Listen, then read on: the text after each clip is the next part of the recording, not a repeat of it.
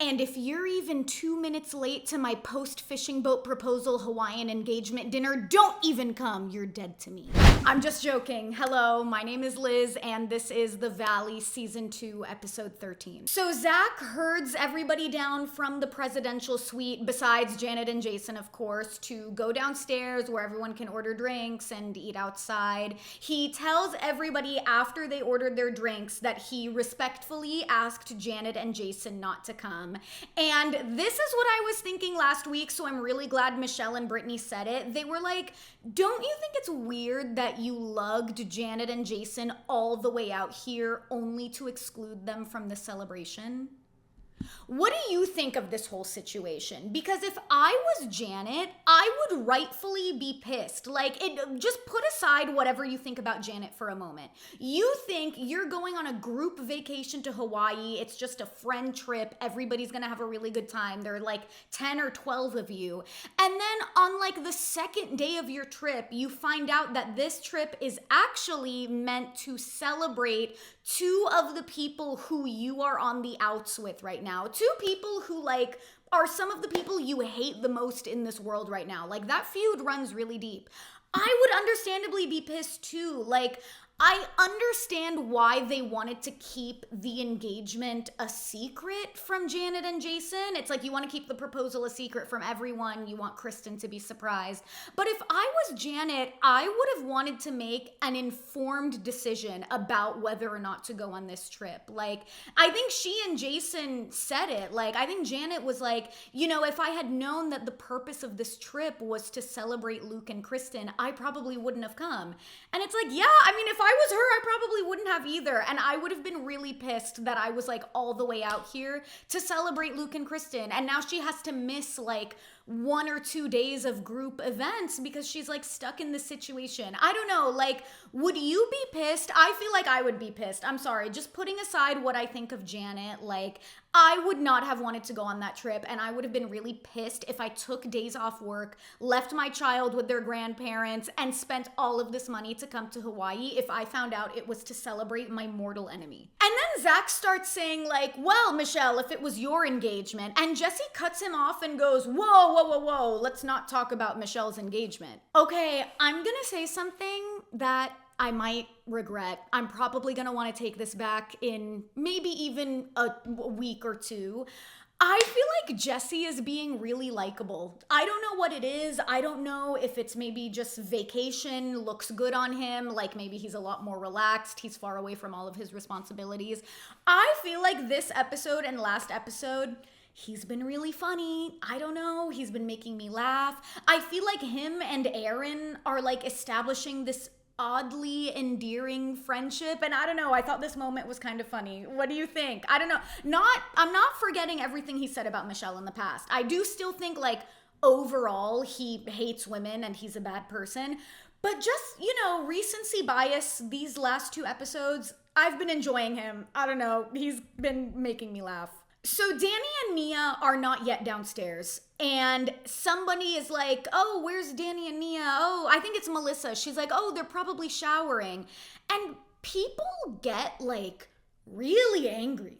People are really heated about the fact that Danny and Nia are late. And then Brittany's like, oh, if people aren't going to be held accountable to doing what they said they were going to do, then I'm going to leave. They're showering. How long do you think to shower? I had 10, 20 minutes to shower. It's fine. I'm here. It's fine. Well, if nobody's gonna be held accountable to do things, I'm gonna leave. I feel that. Whoa. Stop this right now. Stop what? This. Brittany's just not saying, you. if I'm saying, they're not here, why do we have to be here? You guys are literally crazy. Does anybody else think that this was a really disproportionate reaction to Danny and Nia being late? In the confessional, Brittany says it's really because she was upset that she was excluded from actually witnessing the proposal. But I don't know, Jasmine was also really heated, and people were just kind of being bitchy to Danny and Nia when they showed up. And it's listen, I don't like Danny and Nia. I'm sorry. I know I'm probably gonna get a lot of hate for this because for some reason the internet is like really rallying around them. But it's like, whatever. They're like a few minutes late to the engagement dinner. I think it's a little tacky. I mean, it's like you're literally in Hawaii to do this one thing and you can't make it to the dinner on time. Like, don't get me wrong, I think it's tacky, but like people were really angry at them in a way that I thought was like kind of weird. It made me think that there was more going on underneath it. So Nia and Danny finally show up after Luke and Kristen. Jasmine is annoyed as all hell. And for a second, I got a little excited because I was like, well, hold on. Are people finally turning on Danny and Nia? Are we finally seeing the truth? But alas, it doesn't really last because Janet kind of ruins it at the end of the episode. But let's not get ahead of ourselves. Danny's kind of like sulking behind everyone. And he says to Nia, he's like, doesn't it feel like everybody's talking shit about us? And then Nia goes, don't let him take your piece. Don't give that to them. This is just one of the many things that annoys me about them. She talks to Danny like he is her son. And it's really uncomfortable to watch. It's like the tone of voice that she uses. And also, it's just the way that she talks to him, the words that she uses. Like, remember when they were wine tasting? This was like, a month ago at this point. And Nia was talking to Danny on the phone, and she was like, no, do not say that to me. You are not allowed to talk to me like that. It literally makes me feel like she's talking to an 8-year-old. It's so, like, I don't like it. So Kristen and Luke go upstairs to sleep, and then everybody else goes to Janet, Jason, and Brittany's room. So Janet and Jason are asleep in the bedroom, and everybody else is like talking loudly in the common area. I don't think Danny and Nia are there, but everybody else is like talking loudly in the common area, and it wakes up Janet and Jason in their bedroom. Guys, I'm so sorry. Unfortunately, like, I'm with Janet on this one little thing. I would be pissed. I would be so pissed because not only am I surprisingly here to celebrate my mortal enemy, now you're gonna have the after party to the party that I wasn't invited to. In my room, I would be pissed. I'm sorry. Then the next morning, Kristen gets a text from Jax about the engagement, and Kristen has no idea how he knows, and she's mad because she and Luke haven't told their families yet. So she's like super pissed off. Surprise, surprise, wait until you find out who told them.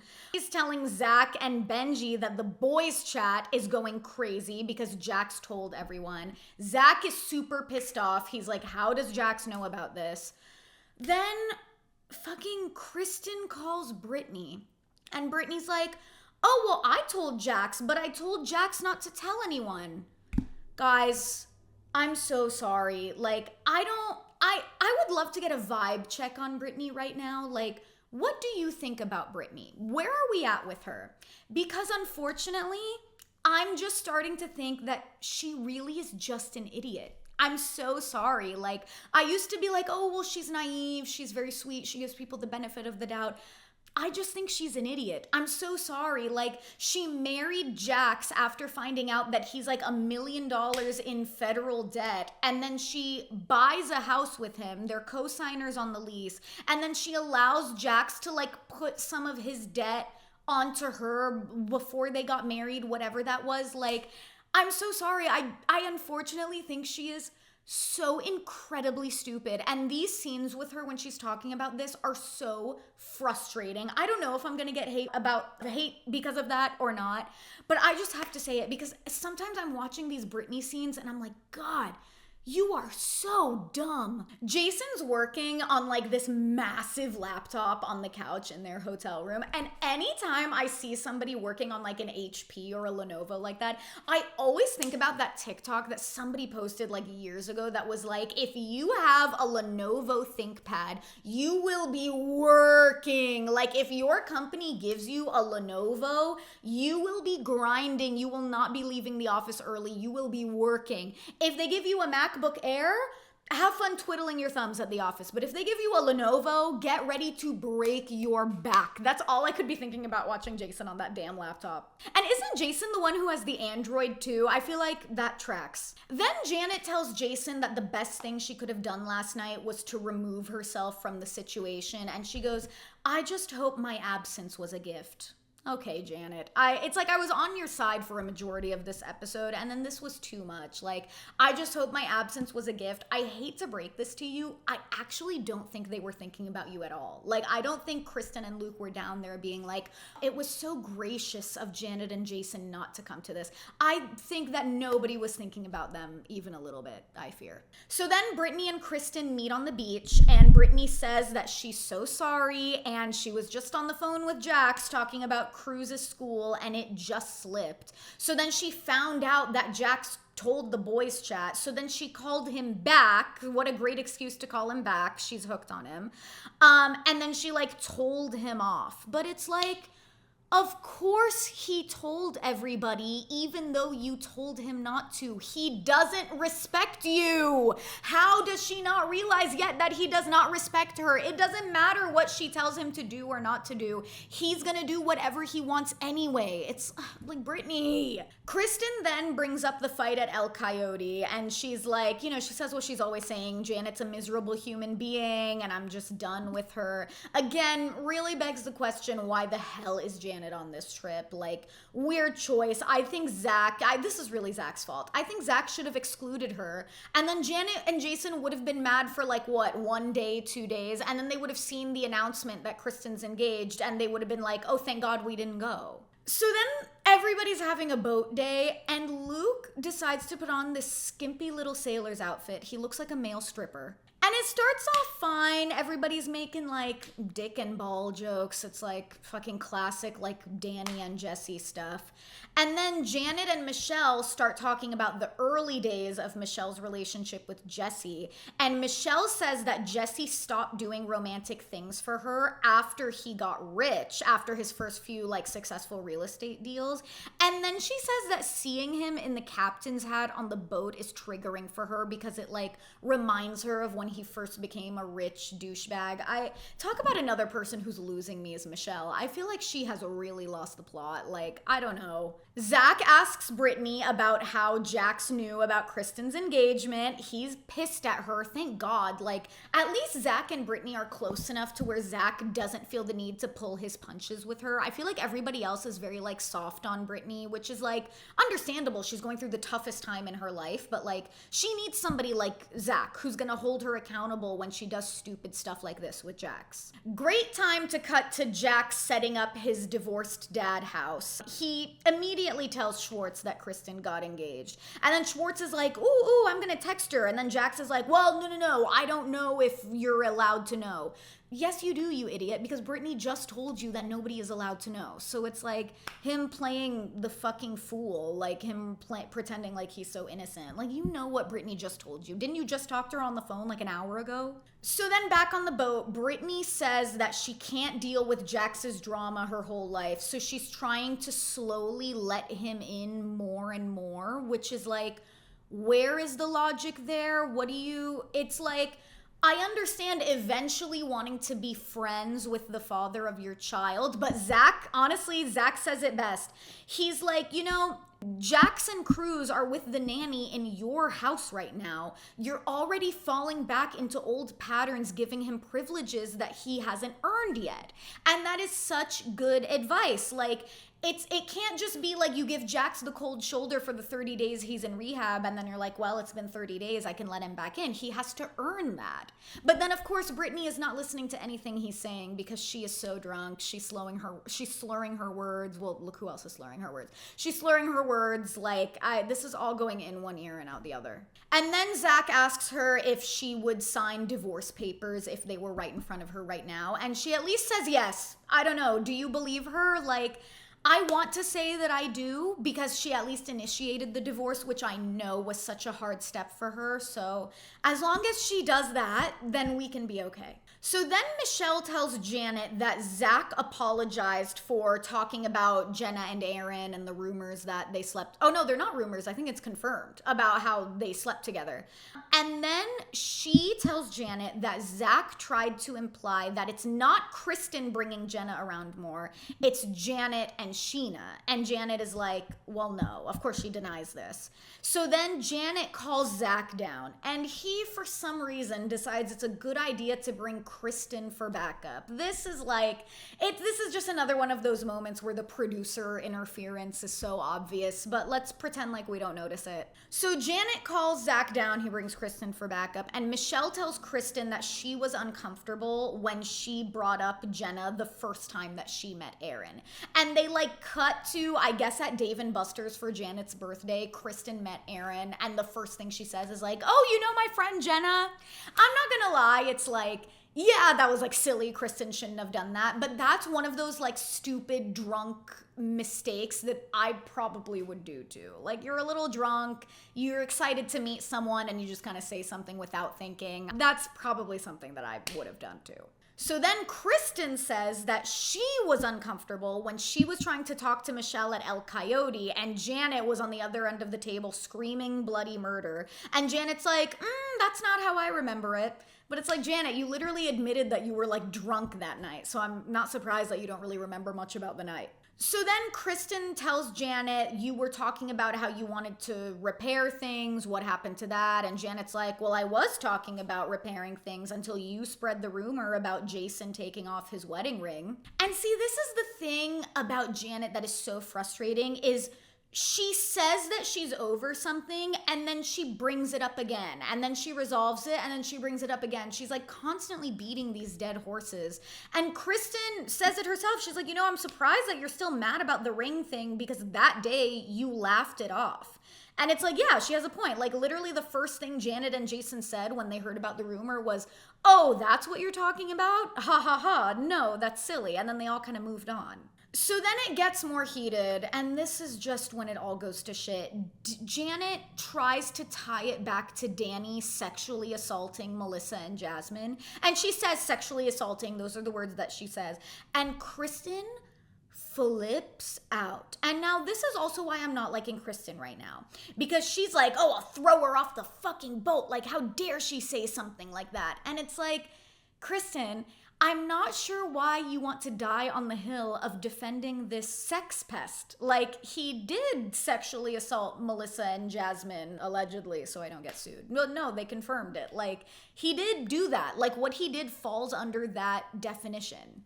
It just sucks because she's not wrong when she says it was SA, because it kind of technically is.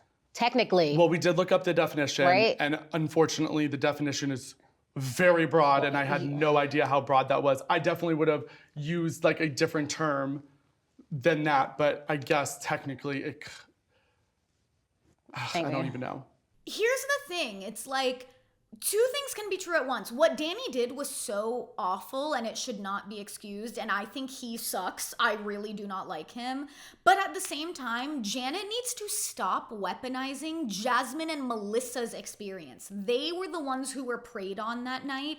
It is not Janet's experience to weaponize and bring up as a token anytime she wants to win an argument. Was she even there that night? It's that is so icky and so disgusting. I would never do that to somebody. If I had a friend who went through that and I was arguing with someone, I would never just be like, oh, well, remember when your friend sexually assaulted my friend? That's kind of crazy. You can't do that. So then Kristen goes back up to the second level and tells everyone that Janet was talking shit about Danny. And then Jason's like, what are you talking about? And Kristen's kind of drunk, and she leans over to Jason's ear and goes, sexual assaults. That's what Janet said. Everybody's drunk at this point. It turns into a nightmare. Then Janet is back downstairs telling Michelle that what Danny did is the definition of sexual assault, which is, it's true. They say it in the after show, yes, technically it was. And then in the confessional, she's like, having a lawyer for a husband is tough because when you use the legal words for things, people get pissed. I cannot stand when a woman's whole personality is her husband's job. It's I don't think Janet talks about it that much, but just saying that, oh my God, sometimes having a lawyer for a husband is so hard. It's Janet, get over yourself. I can't. That's too much. So then Kristen's going off on Jason, telling him that, yes, I was being a bitch when I repeated the ring rumor, but this is taking it too far. And it's again, just so you know where my stance is, What Danny did was sexual assault, but what is taking it too far is Janet continuing to weaponize that experience, even though Melissa and Jasmine made up with Danny. Like, they had that whole scene at the brewery where he apologized and they decided to move on. And then Zach brings up this memory where Janet is like telling them a story about a party that happened years ago where Danny was apparently making a group of women uncomfortable, which is like, what else would Danny be doing? And then I guess Jason pulled him away and Danny goes, well, Nia will always be up here, but I have a weakness for hot girls in little skirts, which is like, that totally sounds like something Danny would say. That sounds like something that like a horny Christian would say. Do you know what I mean? Like, so that tracks to me. Everyone on the after show denies hearing this. They all, I guess like most of them were at this party and they're all pretty much like, well, I didn't hear him say it, but I've heard the rumor repeated. Here's the thing, like, if I was Nia, like, and all these people, because it's not just Janet, like, you know that Danny touched Melissa and Jasmine inappropriately. You know that there are all of these rumors about him being creepy with women, and you're still choosing to side with him. You're not even, like, questioning him a little bit. There isn't even, like, an inkling of doubt in your mind, like, hey, my husband might not be who he pretends he is. You know what I mean? There's none of that. I think it's the Christian upbringing. You stand by your husband no matter what. Obviously, Nia would never in her life get a divorce. She would rather be unhappy forever than admit that she is in a failed marriage or that her husband is not a good person. She would never do that. So it's like, I get where she's coming from, but it's like, how do you not hear these rumors about your husband and hear about what he did to Jasmine and Melissa and not think like, you know, maybe my husband needs to work on himself? Like, why is the problem always other people and it's never the person who's at the center of all the drama? So now Janet's up on the second level and she's like, I used the definition of what happened that night. And Nia in the confessional, she makes a good point. She's like, Janet shouldn't be weaponizing the situation, especially since she wasn't there. Nia and Danny walk away at this point.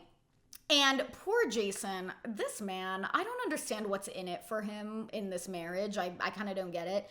But he's trying so hard to defend Janet, and they're all yelling about it, literally except Melissa and Jasmine. They're just sitting there like quietly on the boat watching all of this unfold until Melissa, of all people, not even Jasmine, Melissa speaks up and is like, stop talking about me and Jasmine. Like, literally all of this discourse is happening. Not one person has turned to Melissa and Jasmine and asked them what they thought. Like, everybody is just using the situation for their own gain. So Melissa's like putting people in her place, thank God.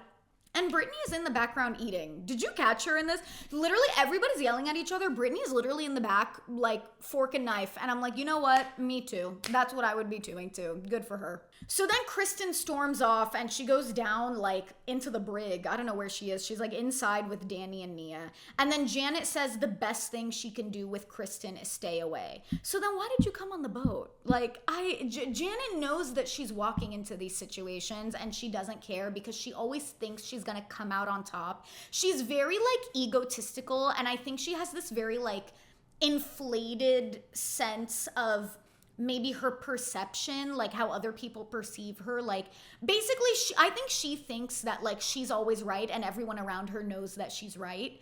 And I don't think she's realizing that like people are starting to get fed up with her. And then that's it. The episode ends. Next episode, they're back in LA. It looks like this fight is gonna continue. And God in heaven, we're back with more Jackson Brittany scenes. I'm afraid. I don't want to see him. I don't feel like this show needs him. We're back with more Jackson Brittany. I'm so scared for that woman. Let's all pray for that woman. Jesus Christ. Thank you so much for watching. I know I've been kind of sporadic with these long form videos lately. I started a new job and it's been kind of crazy and I've been trying to figure out my filming routine. Thank you so much for bearing with me. If you missed it, I have been doing reactions to Love Island USA episodes. You can see those on Shorts. And then I'm gonna be coming back with more Real Housewives of Miami recaps. If you missed my recap for 2 episodes ago, so I think it was maybe episode 3 or 4, you can see that on the channel, and I will be back later this week for my recap of this week's episode. Thank you so much for watching, and I will see you next time. Please don't forget to subscribe if you haven't already.